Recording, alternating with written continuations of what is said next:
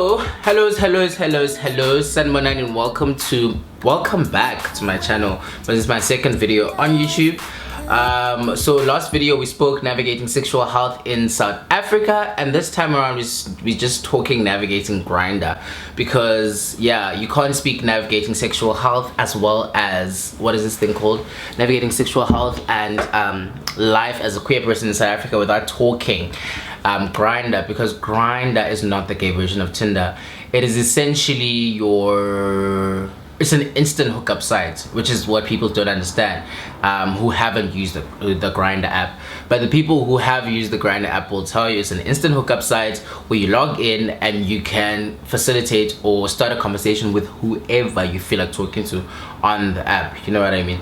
But hey, it was very difficult trying to navigate shooting this video, because number one, there's a lot of stigma associated with using Grindr. Number two, just talking about sex generally is a taboo. Like, I feel like we've been conditioned to be like shy away from talking about sex, and I didn't realize how I don't mind speaking to my friends about sex and my sexual experience and my sexual encounters, but it's a different conversation when I'm having these conversations on video, because you don't know where the video might go, you know what I mean, and who might see the video, and what whoever sees the video might think of you after watching the video, especially someone who is more on leaning towards the conservative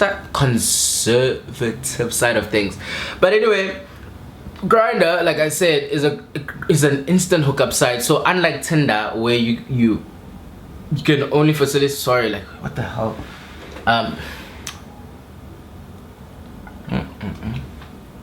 where you can only have a conversation when both of you like one another, you know, like both of you swipe right, is it left, I don't know.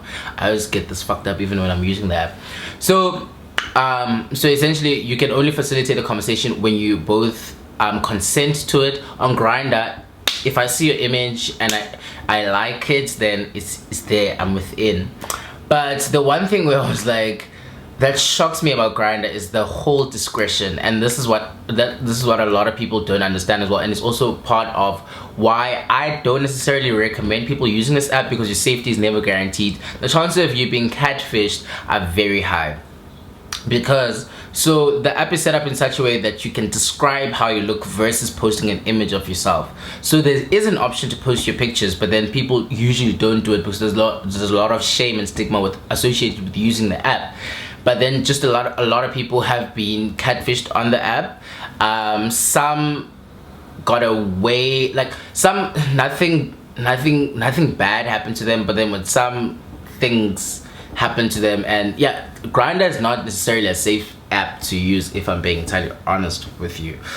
And that is my biggest qualm with the app, because how do you create a safe space for members of the LGBTQI community to meet and engage, but then don't take into account that things are changing, and like safety should be a concern? Because, for example, I found out last night that you can see the users that you've blocked on the app, but I'm not necessarily sure how you can go about retrieving information of people who have blocked you. Let's say you go to let's say a Grindr hookup goes bad, and then you want to report or trace or find out who the person is.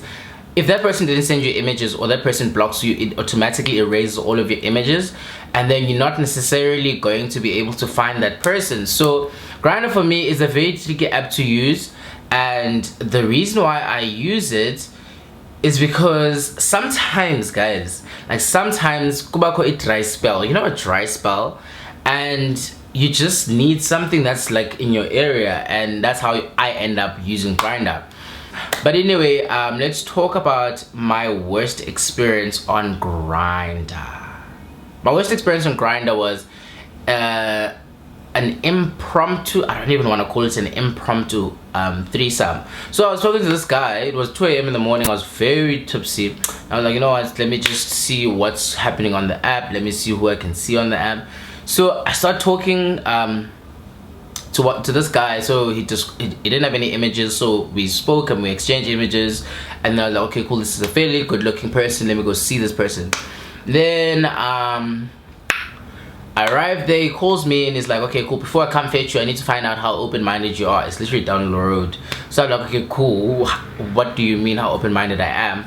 I arrived there and he's like, no, how open-minded are you? Because there's a friend of mine who would like to join us. I'm like, okay, cool, I've had a threesome before. No, so I was just like, I've done this before, so might as well do it today. But then what he forgot to mention was this person was a 50-year-old white man, you know? And at the time I'm 20. So I'm like, one, I've never been with a white man before. Two, this man is 50, you know? So I was like, okay, cool. It is what it is. So Sesilapa. I arrived there and then we start drinking and we're chilling and we start just in jail, like they're playing porn on the side. Like things are just very threesome-y or very movie-like, if I can put it that way, very porn-like, you know? And like take off your clothes, take off my clothes, they were chill. But then now I want to hook up with the person that I was speaking to on Grindr. I don't want to hook up with this white man. But then I was like, you know what, let me just try and participate and try not be a Debbie Down. But then I'm someone who just always complains. I complain all the time. Like if it's one thing about me, I complain. If I can complain, I'm going to complain. So I'm like, not really feeling this. Don't you want to add someone else into the dynamic? Then they add a person to the dynamic. They speak, essentially they do this, like they go on to Grindr and they talk and then they're like, yeah, come join us. Then people arrive and then, like, not people. So this other guy arrives and happens to be a person that I know. It's an acquaintance of mine. Hey, acquaintance now, yeah, I think he was speaking to the black guy, so he didn't necessarily know that he was going to bump into this white man. And then also me, so because he arrives, is like, what the hell's going on here? I'm like, girl, you don't want to know. I also don't know. Like I'm just having my gin and just yeah.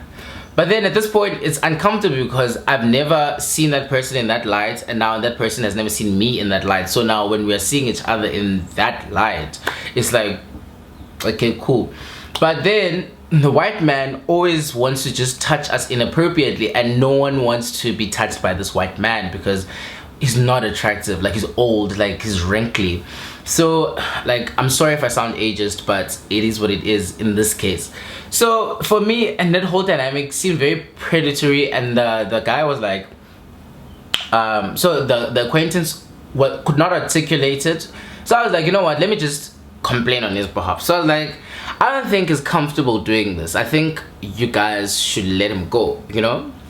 And they're like, you've been talking since you got here. I'm like, okay, cool, I'll keep quiet now. They invite someone else.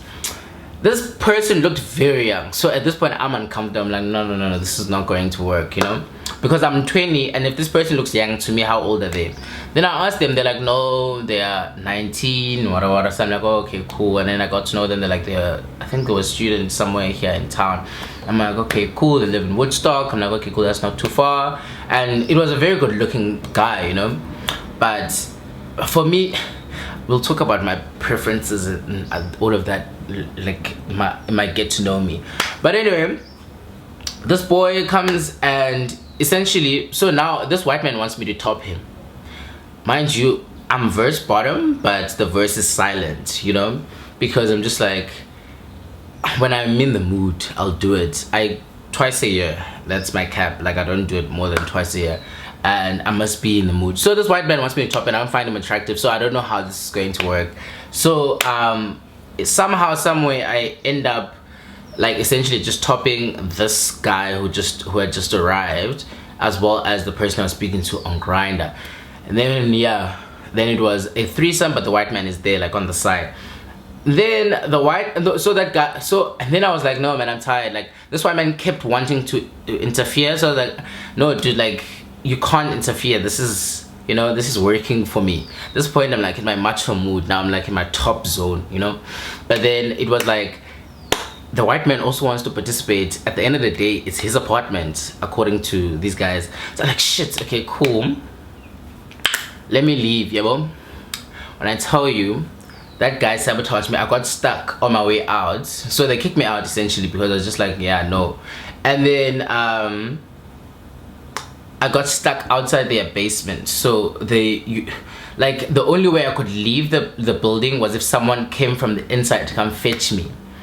Mind you, I called the guy that I was speaking to. Turns out it's not his number, it's the white man's number.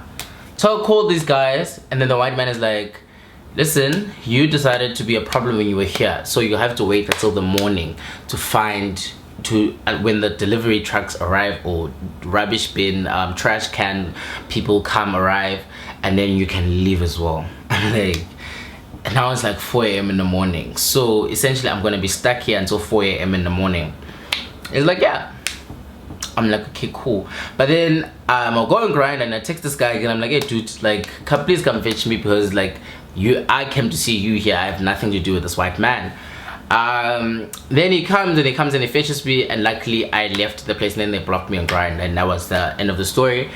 But when it comes to my best experience, which is something that hooked me onto Grindr, was my first ever encounter on Grindr was with this guy who's not from South Africa.